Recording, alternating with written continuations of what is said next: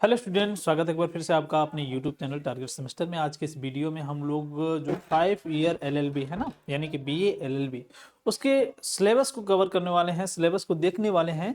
और ये political science का सिलेबस है, जैसा कि आप लोग जानते हैं हम पॉलिटिकल साइंस पढ़ाते हैं। तो इसमें एक एक चीज़ को हम लोग कवर करेंगे कि क्या हम लोग को पढ़ना है, क्या हम लोग को छोड़ना है। जैसा कि आप लोग जानते हैं कि पिछली बार बहुत ही बढ़िया रिस्पॉन्स रहा है बच्चों का। बच्चों से ओवरव्यू लिया गया था कि बच्चों ने कैसा किया है, कैसा नहीं किया है, तो उनके लिए बहुत बेहतरीन था।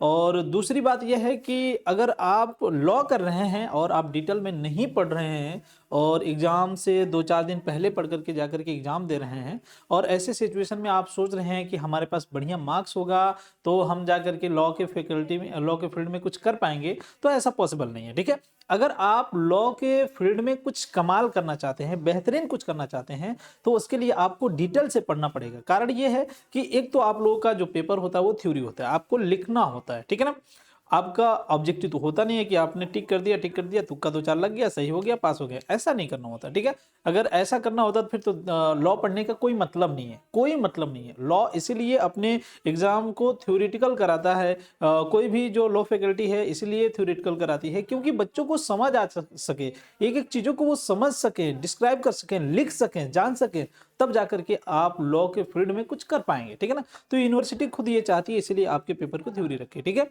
तो ऐसे सिचुएशन में आपको पढ़ना कैसे है और क्या क्या पढ़ना है, पहले मैं इस बात पे चर्चा कर लूं, फिर पढ़ना कैसे है मैं आपको सब बताऊंगा और डिटेल से आपको पूरा स्ट्रेटजी बताऊंगा, ताकि आपके एग्जाम में बढ़िया से बढ़िया मार्क्स आ सके, ज़्यादा से ज़्यादा आप नॉलेज को गेन कर सकें और कंप्लीटली आप सभी कार्य को कर सकें। ठीक है ना, तो चलिए आगे बढ़ते हैं। और ये है पॉलिटिकल साइंस, ये सेकंड सेमेस्टर का है। जैसे कि आप लोग जानते हैं फर्स्ट सेमेस्टर आपका समाप्त हो गया, तो अब सेकंड सेमेस्टर में आप आ चुके हैं। ठीक है, तो सबसे पहले हम लोगों को क्या पढ़ना है, प्लेटो को पढ़ना है, प्लेटो।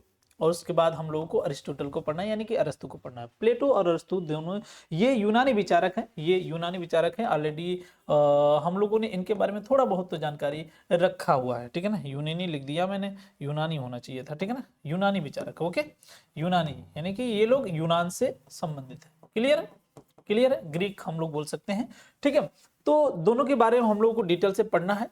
ओके, उसके बाद आ जाते हैं बेंथम महोदय। ठीक है ना, बेंथम महोदय के बारे में भी हम लोगों को डिटेल से पढ़ना है। इनके जितने भी विचार हैं, उपयोगितावाद से संबंधित इनके विचार हैं, ओवरऑल हम लोगों को पढ़ना है। उसके बाद जिन बोधा महोदय को पढ़ना है, जिन बोधा महोदय जिन्हें हम लोग संप्रभुता के जनक कहते हैं, इन्हें भी पढ़ना होगा। पूरा डिटेल से हम लोग इन्हें भी पढ़ेंगे। इनकी जो संप्रभुता है, संप्रभुता की विचारधारा क्यों आई, कैसे आई, इनके पॉलिटिकल व्यू क्या हैं, इन्होंने राजनीति पर किस तरीके के विचार दिए हैं, इन्होंने राज्य से संबंधित कौन से विचार दिए हैं, इन्होंने समाज से संबंधित कौन से विचार दिए हैं, सभी के बारे में हम लोग डिटेल से पढ़ने वाले हैं। ठीक है, उसके बाद आ जाते हैं जॉन ऑस्टिन महोदय। जॉन ऑस्टिन महोदय के बारे में पढ़ना है। इन्होंने एकलवादी संप्रभुता के बारे में अपने विचार को प्रस्तुत किया है। ठीक है ना, और ये कानूनी संप्रभुता के बारे में भी अपने विचार को प्रस्तुत किए हैं। कानूनी संप्रभुता के जनक भी माने जाते हैं, प्रणेता माने जाते हैं। ठीक है, तो इनके बारे में भी हम लोग को कंप्लीटली एकदम डिटेल से पढ़ना है, कंप्लीटली डिस्क्राइब करेंगे, एक एक चीजों को समझाएंगे कि आखिर इनको किस चीज के लिए जाना जाता है। ठीक है, ओके, आगे देखिए, आगे है मॉन्टेस्क्यू महोदय। मॉन्टेस्क्यू महोदय भी बहुत इंपॉर्टेंट है।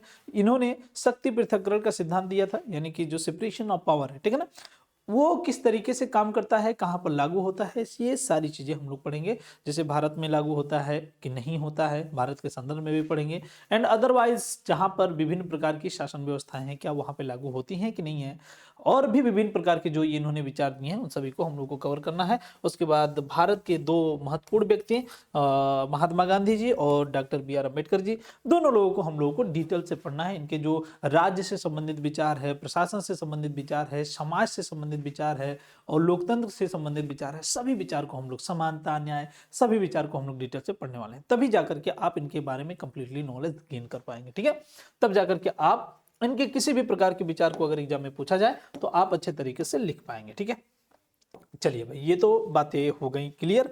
अब हम लोग आगे बढ़ जाते हैं, अब हम लोग आगे बढ़ जाते हैं यूनिट नंबर सेकंड में क्या क्या पढ़ना है हम लोगों को, ये देख लेते हैं। जैसा कि आप लोग जानते हैं कि हर बार की तरह आपका सिलेबस अब की बार भी यूनिट वाइज डिवाइड है। ठीक है, तो यूनिट नंबर सेकेंड में क्या क्या हम लोग को पढ़ना है, तो कॉन्स्टिट्यूशन पढ़ना है भाई। कॉन्स्टिट्यूशन हम लोग को पढ़ना है, फीचर और क्लासिफिकेशन, यानी कि जो कॉन्स्टिट्यूशन होता है, जो संविधान होता है, उसके फीचर्स क्या हैं और क्लासिफिकेशन क्या है, मतलब कॉन्स्टिट्यूशन कितने प्रकार के हैं, कितने प्रकार के नहीं है, उनके बारे में भी हम लोग डिटेल से चर्चा करेंगे, ठीक है, और उनकी विशेषताएं वगैरह सब कुछ चर्चा करेंगे। इसके बाद हमारा लेजिस्लेचर आ जाता है। लेजिस्लेचर के कॉन्सेप्ट के बारे में पढ़ेंगे कि ये पहली बार कहाँ आया, किस तरीके से आया, इसके शासन मतलब इसकी जो शासन प्रणाली व्यवस्था है, मतलब किस तरीके से इसके तहत हम लोग शासन वगैरह कर सकते हैं, इसके मुख्य मुख्य फीचर्स क्या है, इसके बारे में भी पढ़ना है, और इसके टाइप्स भी पढ़ना है, और इसके कार्य भी, यानी कि इसके फंक्शंस भी पढ़ना है, ठीक है ना।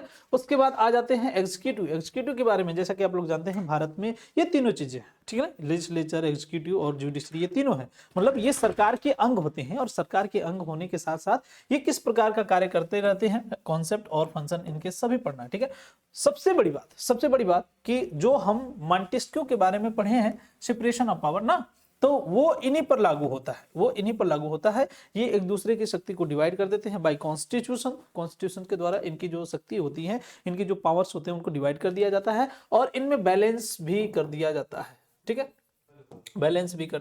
ठीक है, क्लियर है। तो ये भी आपको ध्यान रखना है कि हमें क्या पढ़ना है, कॉन्स्टिट्यूशन पढ़ना है, ठीक है, साथ ही साथ हमें लेजिस्लेचर को भी पढ़ना है, उसके कॉन्सेप्ट और उसके फंक्शंस को भी पढ़ना है, एग्जीक्यूटिव कॉन्सेप्ट और उसके फंक्शंस को पढ़ना है, जुडिशरी के बारे में पढ़ना है, सबसे पहली बात इसका फंक्शंस, ठीक है ना, एंड जुडिशियल रिव्यू, ये बहुत इंपॉर्टेंट है, इसके बारे में पढ़ना है। और जब हम जुडिशियल रिव्यू को पढ़ेंगे तो इसमें डिफरेंट प्रकार के केसेस को पढ़ेंगे, ठीक है, तो ये भी हम लोग को पढ़ना है। उसके बाद इंडिपेंडेंट ऑफ जुडिशरी, मतलब जुडिशरी क्यों इंडिपेंडेंट है, जुडिशरी क्यों स्वतंत्र है, इसके बारे में भी हम लोगों को कंप्लीटली नॉलेज कवर करना है, ठीक है।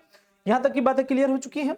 अब इतनी सारी चीजें हम लोगों को पढ़ना है, पूरा डिटेल से पढ़ना है, उसके लिए आपको पढ़ने के लिए समय भी देना पड़ेगा, कम से कम 6 महीने तो देने पड़ेंगे, 6 महीने बाद आपके फिर एग्जाम होंगे।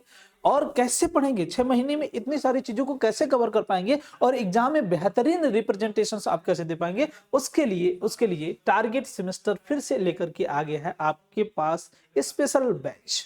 देख सकते हैं यहाँ पे कि ये जो बैच है आपका, कि सारथी देगा साथ, और हर बच्चा करेगा सेमेस्टर टॉप।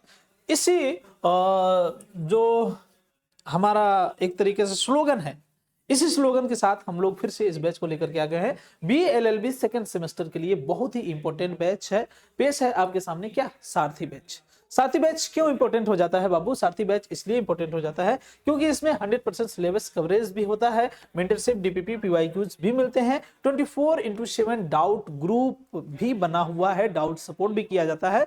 आप व्हाट्सएप ग्रुप को जरूर ज्वाइन कर लीजिए, व्हाट्सएप, ठीक है ना, व्हाट्सएप ग्रुप को जरूर ज्वाइन कर लीजिए। व्हाट्सएप ग्रुप में आपको सारी चीजें मिल जाएंगी 100%, एक डाउट का क्लियरिफिकेशन किया जाता है। किसी भी बच्चों को अगर किसी प्रकार का डाउट होता है, 100% जो टारगेट सेमेस्टर है वो हमेशा रेडी रहता है, ठीक है, क्लियर है। तो भाई ये तीनों फीचर्स आपको इस बैच में देखने को मिल जाएंगे, ठीक है। अब आगे बात करते हैं, सर इसका प्राइस क्या रहने वाला है, केवल और केवल 699 आपका प्राइस इसका रहने वाला है। 999 बिल्कुल नहीं है भाई, बिल्कुल नहीं है, बात समझ रहे हो। आपके केवल 2 महीने का रिचार्ज आपके पूरे लाइफ के जो जर्नी है आपके पूरे लाइफ का, उसको आसान बना देगी, ठीक है ना। आप अगर लॉ के फील्ड में कुछ करना चाहते हैं तो उसको आसान बना देगी, ठीक है, क्लियर है। आप यहाँ पे मेंटर देख सकते हैं, अन्नपूर्णा मैम है, ये उत्कर्ष सर है, ये अंजलि मैम है, ये मैं जो कि आपको पॉलिटिकल साइंस पढ़ाता हूँ, बात समझ रहे हो कि नहीं। तो इतने बेहतरीन फैकल्टीज हैं जो आपको कंप्लीटली हर तरीके से हर जगह गाइड करेंगी, ताकि आप किसी भी तरीके से अपने समय को इधर उधर फालतू ना खर्च करें, ठीक है ना, और आपके सिलेबस को कंप्लीटली कवर करके चलने का कार्य किया जाएगा, ठीक है ना।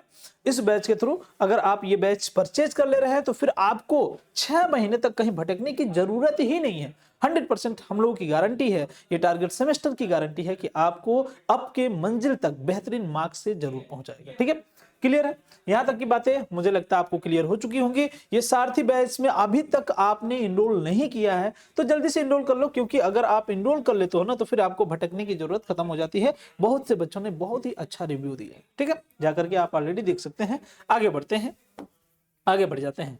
आगे देखिए तीसरे यूनिट में हम लोग को क्या पढ़ना है भाई।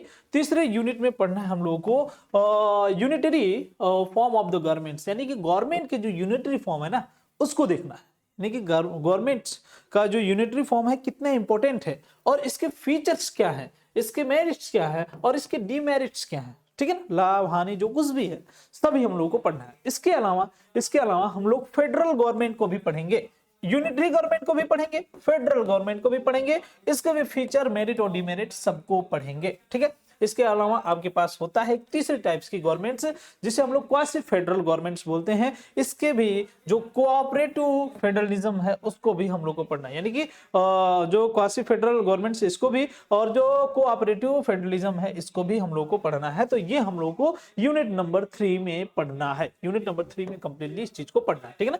उसके बाद आ जाता है यूनिट नंबर 4। क्या आ जाता है? यूनिट नंबर 4 आ जाता है parliamentary and presidential form of the government. क्या आ जाता है? Parliamentary and presidential form of the governments. इसको भी हम लोग को पढ़ना है।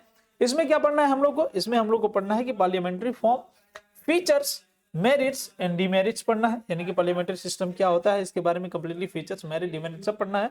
और उसके बाद प्रेसिडेंशियल फॉर्म को भी पढ़ना है, इसका भी फीचर्स, मेरिट और डिमेरिट को कवर करना है। उसके बाद अदर फॉर्म जितने भी है ना, अदर फॉर्म जितने भी है जैसे वन पार्टी डेमोक्रेसी और आपका मिलिट्री रूल्स, ये सब भी हम लोग को पढ़ना है, ठीक है ना। इन सबों को हम लोग डिटेल से पढ़ने वाले हैं। और अगर मैं फिर से कह रहा हूं कि अगर आप लॉ के फील्ड में कुछ बेहतर करना चाहते हैं तो आपको मार्क्स के साथ साथ नॉलेज भी गेन करना बहुत जरूरी है। अगर आप नॉलेज नहीं गेन करेंगे, अगर आप बोल नहीं पाएंगे, अगर आप चीजों को समझ नहीं पाएंगे, समझा नहीं पाएंगे, अच्छे से लिख नहीं पाएंगे तो आप चीजों को कैसे कवर कर पाएंगे, ठीक है ना। लॉ के फैकल्टी में तो यही बहुत जरूरी होता है। इसलिए तो आप लोगों का वो होता है 10 नंबर का कि ट्यूटोरियल होता है, ताकि आप उसमें कुछ बोलें, समझें, जानें, तब जाकर के आप चीजों को आगे करें, ठीक है ना।